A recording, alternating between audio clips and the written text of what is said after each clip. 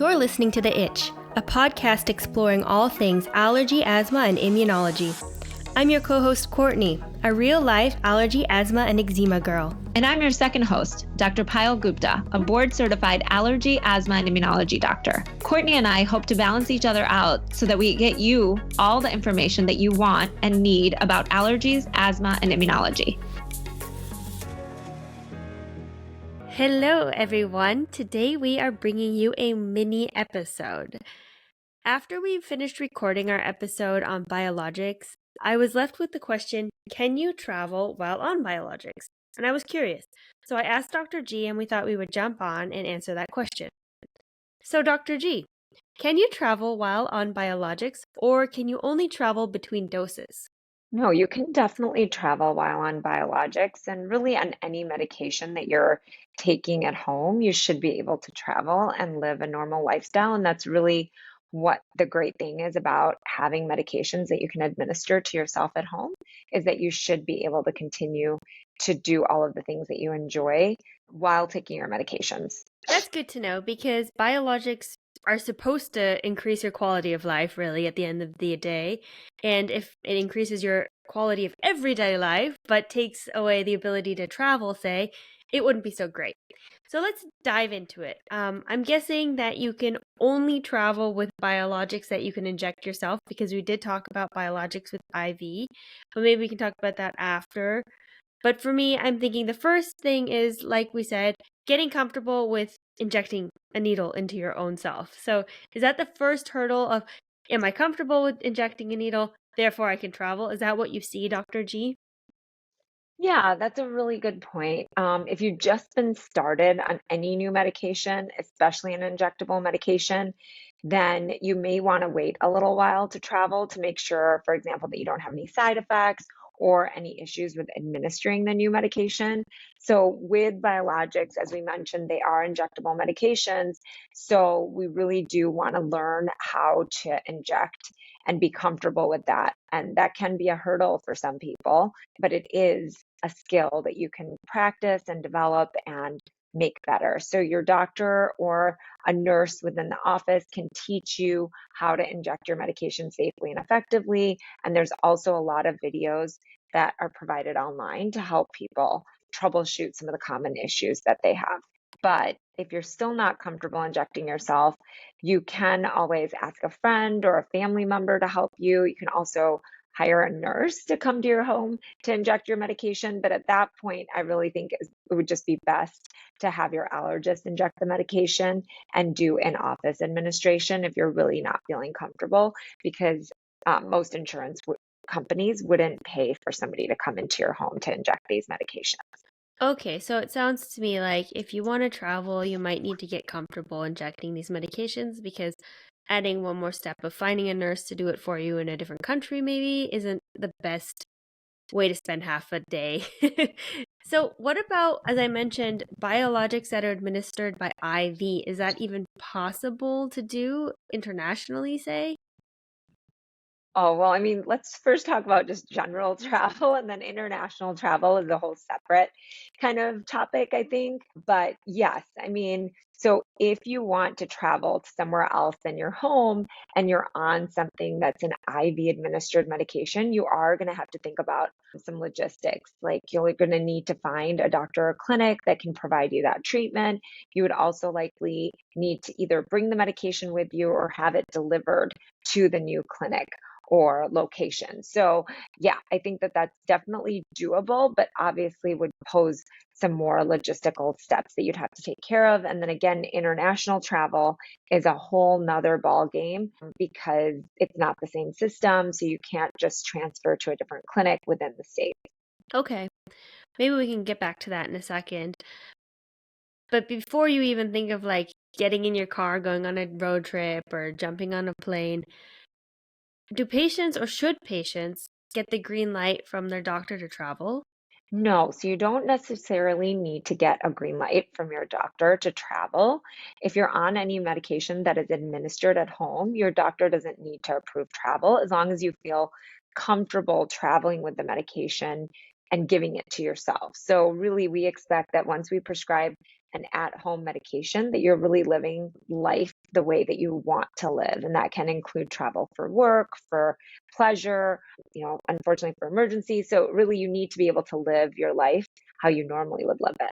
Okay, great. I mean, that's all sounding very positive, and I think you've covered the basics, but what else should a patient consider when thinking about traveling? Yeah, some things that people don't always think about is making sure that they have enough medication for the entire trip.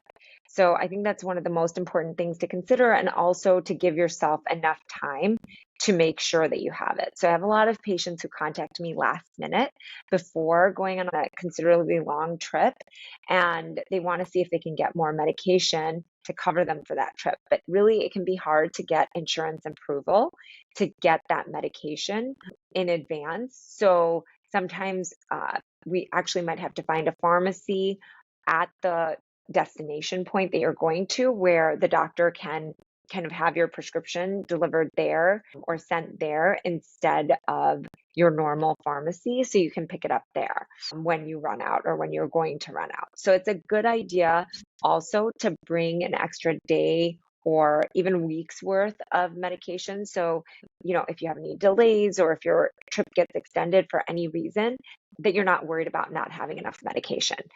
And so you'll also need to make sure that you're packing your medication in a way that will keep it safe and at the correct temperature, especially for things like biologics and medications that need to be refrigerated.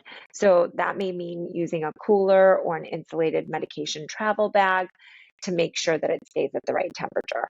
Okay, do you know if there's a special, like a medical grade cooler that patients can use? Because I'm thinking if you're going on a road trip, if you're going to a hotter climate, if you're going for a very long trip, like you've got a couple of transfers on the plane, just what is the best way to pack that medication? Because, like you said, some need to be at a cooler temperature.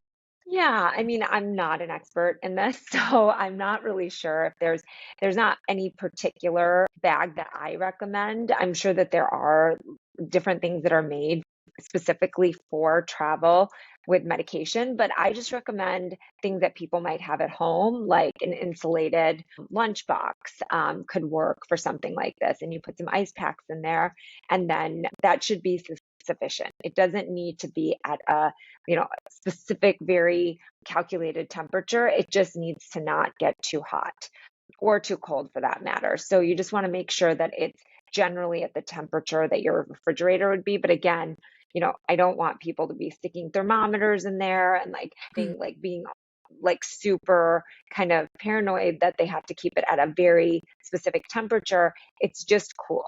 And most of these medications, if they sit out for 2 to 3 hours, they're fine. We just don't want them to get overheated, really.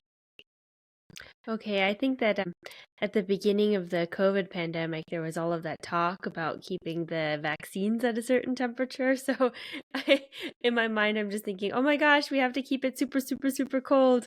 And that was like the big problem we had here originally. It sounds to me like you also have to have some considerations if you are traveling with your medication regarding where you're going to be staying. So probably you want to be looking at a hotel room or a rental apartment that has a refrigerator. Is that correct? Yeah. Once you get the medication safely to your destination, then you're going to want to make sure that you have a refrigerator to store it in while you're there. Absolutely. And traveling with medication and syringes are okay? Yeah, you should always make sure that you keep any labeling that shows that the medication is for you on the medication. So, airports are really used to people bringing medications on board, but they need to be properly labeled. Things like syringes that can be packed in maybe a checked luggage might make travel easier so that if you're going through security, there's no issues with sharps being on board. However, you may also want to keep it on your carry-on luggage because sometimes checked in luggage can get delayed or lost. So I also don't want people to, have issues with not having their syringes and not having everything for their medication if luggage gets lost or delayed for extended periods of time. So, most people do say keeping it on with you at all times and all the components is probably the easiest. And I do believe that security checkpoints and things are used to people bringing all sorts of medications through that checkpoint. So I talked about international travel earlier, and I'm just wondering, do you know if that presents any problems for people traveling with biologic medications? Yeah, you'll need to check with the embassy or consulate of each country you're visiting to see if there's any restrictions on bringing certain medications into the country.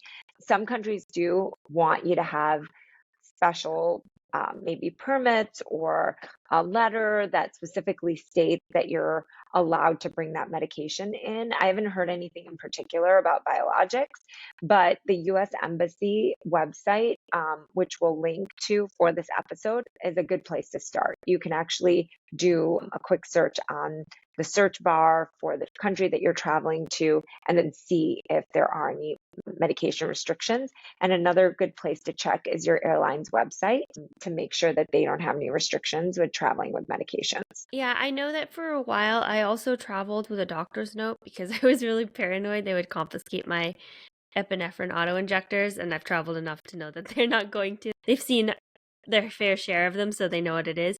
But do you think that having a doctor's note would also be beneficial? Yeah, so there's really no harm in having a letter from your doctor stating that you need to travel with your medication.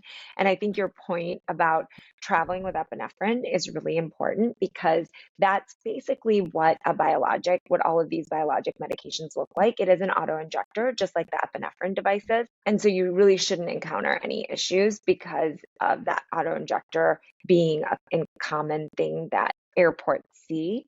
But having a letter also just makes you have another safeguard, and it gives you the opportunity to talk to your doctor about your travels and address any questions that you might have. Super. Well, I feel like most of my questions would have been answered by now, but is there anything else that we should consider? Yeah, I just want to highlight some important quick points that, make sure that you have everything that you need for the medication that you're on. So any kind of alcohol wipes or syringes, needles, sharps container, just thinking about that. Like, how are you going to store it? You can use a bottle, like a water bottle, to do things like that. But just think about all of those things that you normally have at home that you might not think about. So just, go through all of those components and just make sure that you have everything that you need so that you're not stressed when you get to, your vacation destination. And then if you're traveling to a country, again, with maybe a different language, be sure to have a copy of your medication information, maybe translated into the local language. So you can just use things like Google Translate to do that, but that could make it easier too. Maybe if your doctor writes a letter, you could have them translate it for you in Google Translate. If you're worried about that, that might be helpful. And then if you have any questions or concerns about traveling with your medication, and you want to talk to your doctor, definitely schedule an actual appointment to talk to your doctor about your travel plans and about any questions that you have, just so you can really get that one-on-one time to answer any questions and get any letters that you feel like you need, and just make sure that you're thinking about everything that you need to. Super. Thank you so much, Dr. G, for shedding more light on traveling with biologics. If you are thinking, okay, that was an interesting episode, but actually I don't really know what a biologic is, check out episode 56. We do a deep dive into all things biologics and asthma. Again, thank you for listening. And if you have any questions, and maybe we'll do a deep dive for you, hit us up on Instagram.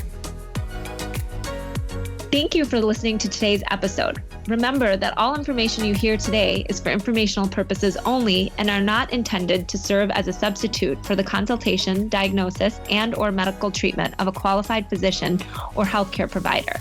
And also, don't forget to subscribe to our podcast. And if you have a second, help spread the word by rating our podcast and sharing with your friends and family who might also be interested in learning more about allergies, asthma, and immunology. You can always stay up to date by checking out our Instagram, The Itch Podcast, where you can leave questions you are itching to know, or check out our website, which is www.itchpodcast.com, which contains more information about the subjects we covered in today's episode and every episode. Until next time, have a fabulous week.